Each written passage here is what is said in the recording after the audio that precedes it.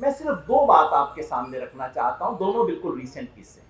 एक आज सुबह की रिपोर्ट है और एक आज से एक सप्ताह पहले की रिपोर्ट है। हरियाणा में जैसा आप जानते हैं फार्मर्स प्रोटेस्ट हो रहे हैं।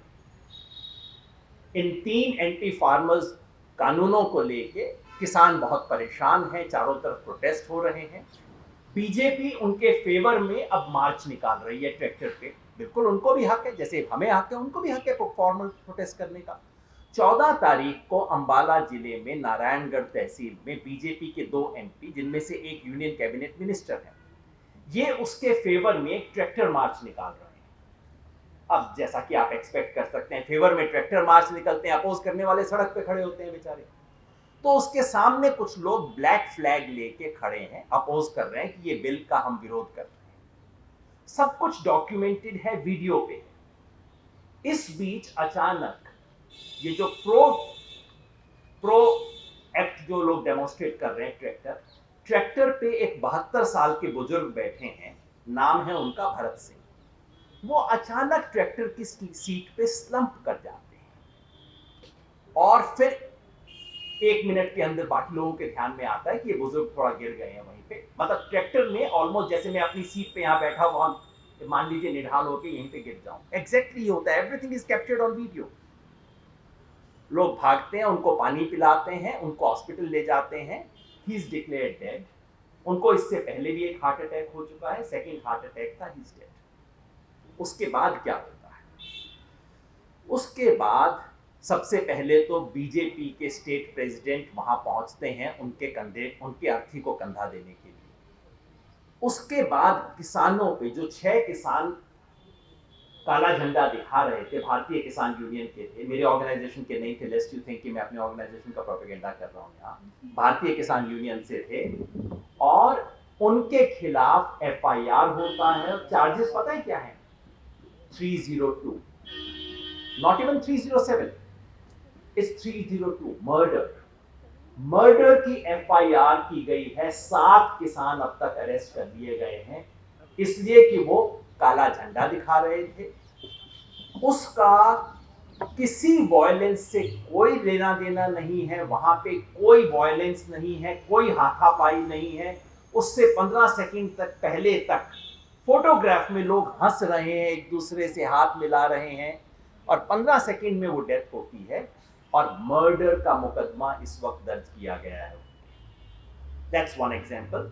ये नारायणगढ़ है, हरियाणा का, अंबाला जिले की नारायणगढ़ तहसील है। 14 अक्टूबर का केस है, prominently reported. Every video evidence is available in the public domain. दूसरा केस आज सुबह के अखबार में छपा है, ये बॉम्बे का है। आप सिर्फ ये ना सोचें कि बीजेपी को ये बीमारी है, ये महाराष्ट्र पुलिस है, बॉम्बे पुलिस। आज सुबह खबर आई है कि एमआरए मार्ग, कोलाबा और तारदेव पुलिस स्टेशन, इन तीनों की तरफ से नोटिस इशू किए गए हैं। किन्हें?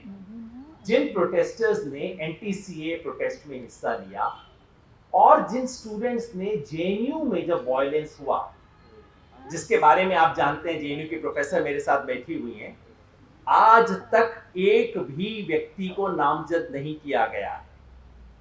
उस जेएनयू की वायलेंस के बाद बॉम्बे में टीआईएसएस के और दूसरे कुछ स्टूडेंट बाहर स्ट्रीट पे आए, उन्होंने उसके बारे में प्रोटेस्ट किया था। जिन्होंने जेएनयू में वायलेंस किया उनके खिलाफ कुछ नहीं हुआ है, एक इंटेरोगेशन तक नहीं है।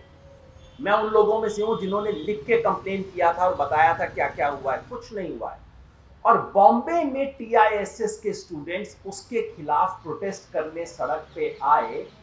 इस जुर्म में उनको नोटिस दिया गया है, और नोटिस पता है क्या कहता है? उनको सीपीसी की सेक्शन 110, जो कि security for good behaviour from ये क्या बोलते हैं, जो रूटीन बदमाश होते हैं, जो हमेशा गुंडागर्दी करते हैं, हिस्ट्री शीटर्स जो होते हैं, रूटीन ऑफेंडर्स, उस सेक्शन में उन लोगों को बुलाया गया है और कहा गया है आप 1 लाख से 5 लाख तक की श्योरिटी दीजिए, अगले 2 साल में कभी भी आप कोई बेजा हरकत नहीं करेंगे। बेजा हरकत मतलब संविधान को हाथ में लेके हर्ष मंदिर की तरह गांधी का नाम नहीं लेंगे, ऐसा कुछ कर देंगे तो आपको माना जाएगा और आपकी श्योरिटी जब्त कर ली जाएगी। अगस्त के महीने में सुवर्णा साल्वे करके स्टूडेंट है वहां सिद्धार्थ कॉलेज की, जो वहां समता कला मंच की सदस्य हैं, जिन्होंने एनटीसीए प्रोटेस्ट में हिस्सा लिया, उन पे नोटिस था, एक स्टूडेंट को नोटिस था कितना, 50 लाख रुपए की श्योरिटी देने का। This is what's happening in this country. और अगर ये है तो लोकतंत्र, संविधान, supreme court, judiciary, rule of law, ये सब तो मजाक है। मैं बार बार कहता हूं, इस देश का संविधान वो नहीं है जिसे लेके प्रशांत भूषण सुप्रीम कोर्ट में खड़े होते हैं।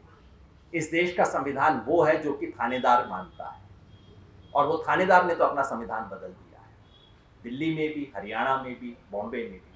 और आज हम उसके खिलाफ आवाज उठाने के लिए आए हैं यहाँ। अगर सड़क को सूना करने की कोशिश की तो इस देश में जो कुछ भी बचा खुचा संसदीय लोकतंत्र का है वो खत्म हो